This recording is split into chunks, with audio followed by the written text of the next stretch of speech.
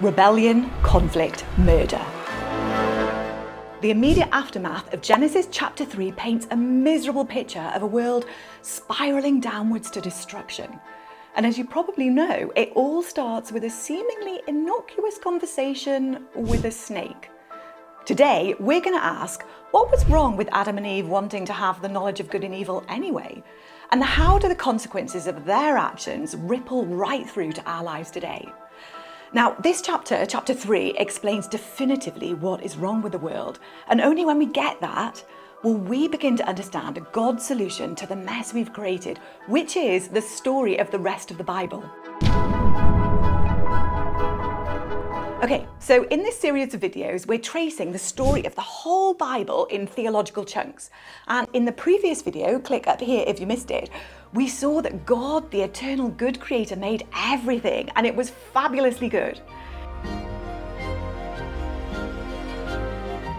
Creation is like a blueprint for what God's ultimate kingdom will look like. God is the king of everything he's made. His people, Adam and Eve, in his place, Eden, and the created order, living under his blessing and rule. There is harmony, that's shalom, peace between the humans themselves, Adam and Eve, between humans and creation, and most importantly, between humans and God and all of creation.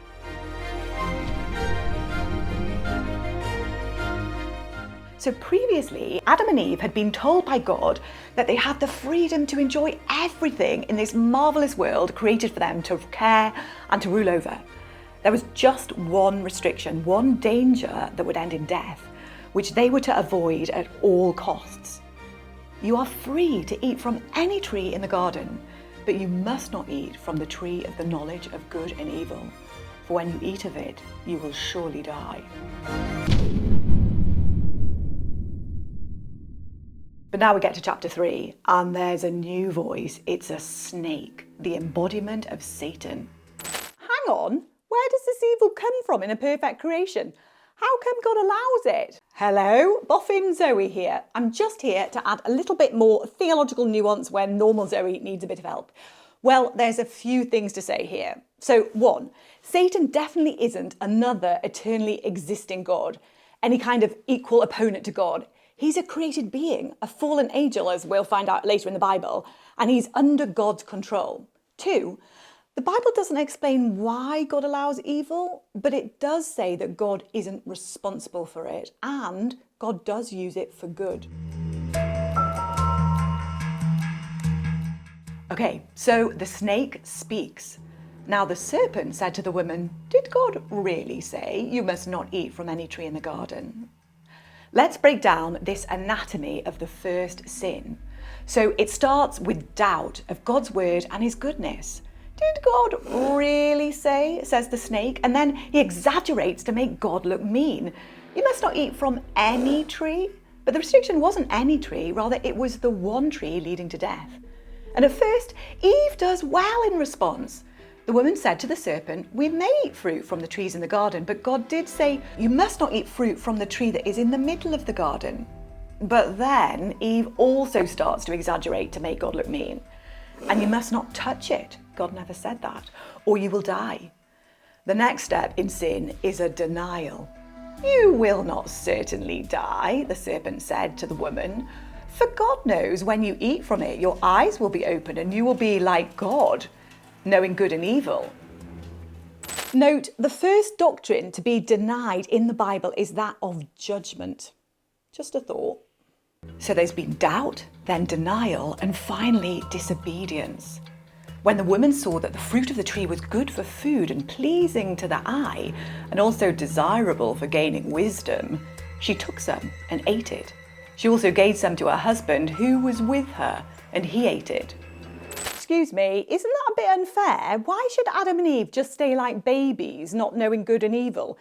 Isn't it okay for them to have a little bit of moral understanding? Well, objected Zoe, you've made a whole bunch of assumptions in your question that aren't true. 1, what they are gaining isn't moral understanding. Adam and Eve had that before their disobedience. They knew and understood the clear instructions from God. As Eve has just expressed, they knew what it was to live rightly in God's good world. So 2, gaining the knowledge of good and evil or wisdom in this context, isn't so much about getting a new understanding of right and wrong, rather it's asserting their own version of right and wrong. So 3, their fault is far more than just eating a bit of fruit or even disobeying their loving creator. Their hunger to gain a knowledge of good and evil is a hunger to take the place of God, to know good and evil from the perspective of the creator, i.e. to be the one who makes the rules in the first place. It's a rebellious inversion of everything the created sits themselves above their creator. Thanks. Yes, it's a deeply terrible thing that they actually do. They are usurping God. Let's look at that inversion in this diagram. So at creation, the order was God over Adam helped by Eve, over the animals and the created order. Here, we now have the snake over Eve, who's directing Adam, over God.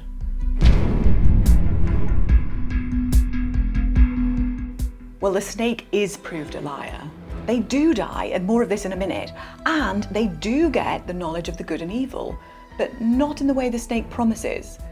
You see, it's impossible for them to be the ones who truly know good and evil like God does, i.e. to set the moral order, to actually make things right or wrong, because that's already been done by God. Only the Creator can do that with his creation. Instead, what they get is a fake version of knowing good and evil. They become sham gods, little gods, asserting their own versions of good and evil at odds with the reality around them. And as we'll see, when mankind sets its own morality, it leads to moral disaster, murder, chaos, and universal evil in the next 7 chapters, and, in fact, in history through to the present day. This is seen in both the natural outworkings of their rebellion and God's explicit punishment for their actions. At creation, relationships look like this. Shalom in all directions, peace. But now these are ruined. The relationship between God and his people is ruined. There's shame instead of trust. They hid from the Lord among the trees of the garden. But the Lord God called to the man, "Where are you?" He answered, "I heard you in the garden and I was afraid because I was naked, so I hid." And there's death, as promised, instead of life. God says the man must not be allowed to reach out his hand and take also from the tree of life and eat it and live forever. And it's actually a mercy to limit the lifespan of mankind. If the steward of creation now wants to assert evil for good and good for evil, it's actually a blessing that he's not immortal. And there's also banishment instead of welcome and rest. So the Lord God banished him, that's Adam and Eve, from the Garden of Eden. Next, the relationships between humans are ruined. There's embarrassment instead of openness. Then the eyes of both of them were opened and they realized they were naked, so they sewed fig leaves together and made coverings for themselves. There's blame instead of unity. Each shirks responsibility for their actions. Adam blames Eve, Eve blames the snake. And there's conflict instead of perfect love. To the woman, he, God, said, "Your desire will be for your husband, and he will rule over you." This is a tricky verse to understand, but did you know these 2 verbs, desire and rule over, only appear once again in the first 5 books of the Bible, and it's in the very next chapter, both in just 1 sentence. So that gives us a big clue as to what they mean here. So in chapter 4, Cain, which is Adam and Eve's son, is jealous of his brother and is about to murder him. And God says to Cain, "If you do what is right, Cain, will you not be accepted? But if you do not do what is right, sin is crouching at your door. It desires to have you, but you must rule over it." So Eve's desire for Adam is like Cain's sin. It's a desire to trick and overcome and control. And Adam will respond like Cain should, with a forceful stamping out of his opponent to rule over, which is suitable for Cain dealing with his sin, but appalling when we're talking about a man dealing with his wife. So human relationships are ruined, and so is the relationship between humanity and creation. In their sin, Adam and Eve are no longer the good gardener stewards of Genesis 1 and 2, but now their work in creation is toil. Cursed is the ground because of you, says God. Through painful toil, you will eat food from it all the days of your life.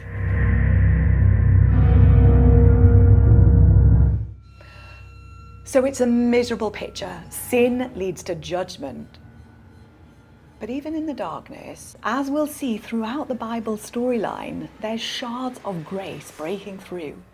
And here, at the very fall of humanity, there's grace even in God's curses. Listen to what God says to the serpent. And I will put enmity between you and the woman, between your offspring and hers. He will crush your head and you will strike his heel. So while Satan will now be an opponent for humanity, there's a promise here that the offspring of Eve will ultimately crush the head, i.e. destroy Satan. Sorry, aren't you reading a bit much into one verse? Well, yes, if the Bible just stopped at the end of Genesis 3, but it doesn't. And as it progresses, the blanks are filled in until we see a new Adam, the God-man, Jesus. And we're told that through his death and resurrection, the ruler of this world, i.e. Satan, will be cast out. That's John 12:31. Jesus is the serpent crusher. So, boffin fact here, that's why this verse is called the proto-evangelium, meaning the first gospel. Cool, hey? Thanks. So this pattern of sin, then judgment, then grace continues in the next chapters. But it's not a happy read. As humanity multiplies, so does sin. Let's start with chapter 4 and Adam and Eve's kids.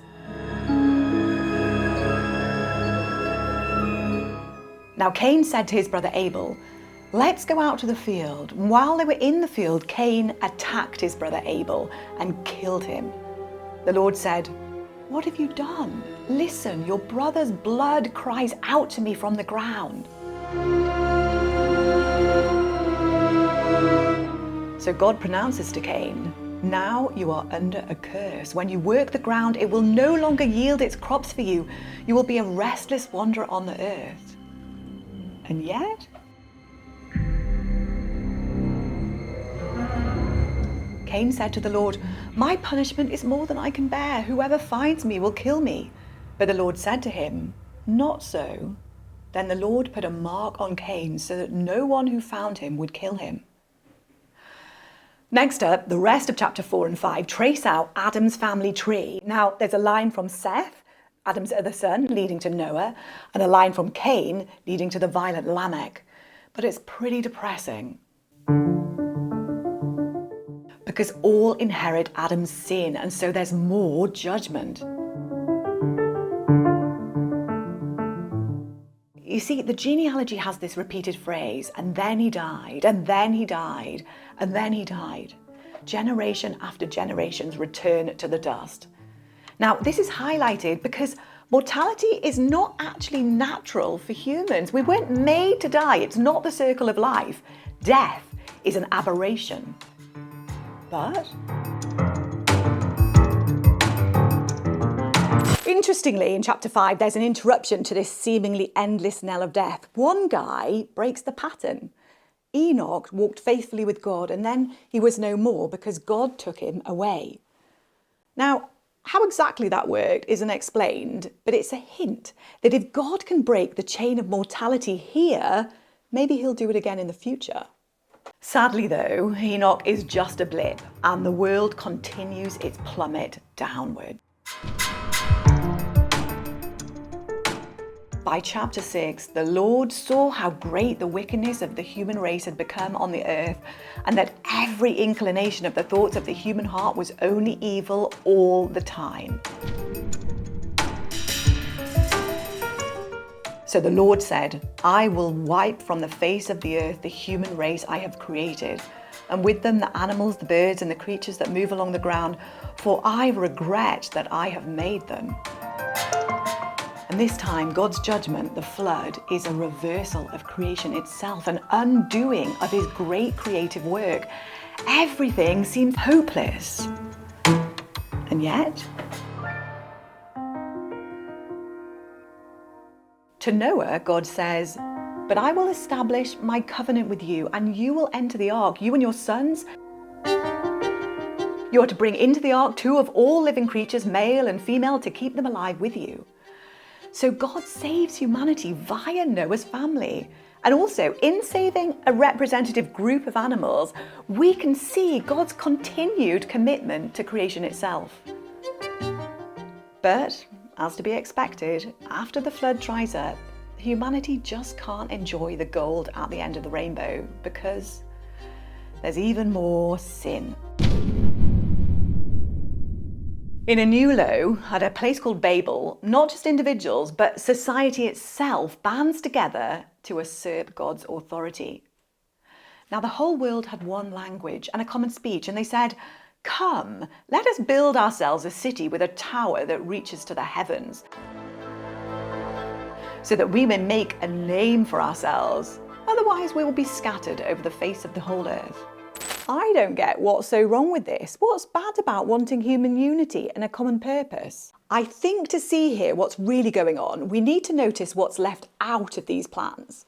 So they want to build the world's greatest tower, a symbol of power and superiority, visible for everyone to see, so their name would be revered.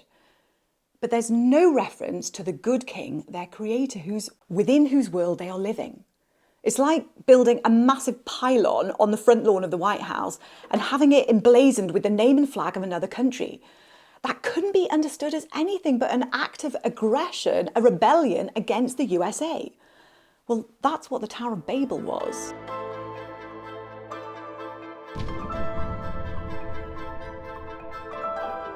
The Lord said, if as one people speaking the same language they have begun to do this, then nothing they plan to do will be impossible for them. Come, let us go down and confuse their language so they will not understand each other. So the Lord scattered them from there all over the earth. God frustrates their plans. This could seem like God's having a bit of a tantrum when someone challenges his power. Well, yes, if God was a human ruler, that'd be true. But we've got to remember, he's the creator king. He is the rightful good ruler. So any power challenge must be stopped for the good of everything and everyone. And there's actually a mercy in this judgment. You see, just like the curse of death in Genesis 3 was actually a mercy in restraining the dominance of evil humanity, just imagine if Hitler or Stalin were immortal. So this scattering at Babel is the same. Imagine if all the human power in the world could be combined into one single place, how vulnerable we'd be to universal tyranny. But despite this grace, it's a horrendous juncture in the Bible storyline. If Genesis 3 is the fall of humanity, then Genesis 11 is the final stage in this decline, the fall of society itself. The world is in full organised rebellion against God, individually and now collectively.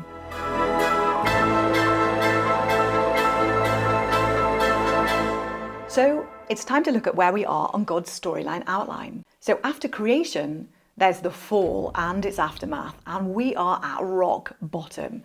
God's people are no more, God's place, Eden, is barred, and instead of God's rule and blessing, there's rebellion and death. Creation seems to have been entirely undone. And we need to really sit on this and take it in. You see, it's only when we acknowledge the depths of humanity's problem does God's solution to it make any sense. And that's what the next video is going to be all about. The promise to Abraham, which begins to show how God's going to fix this monumental mess that mankind has made.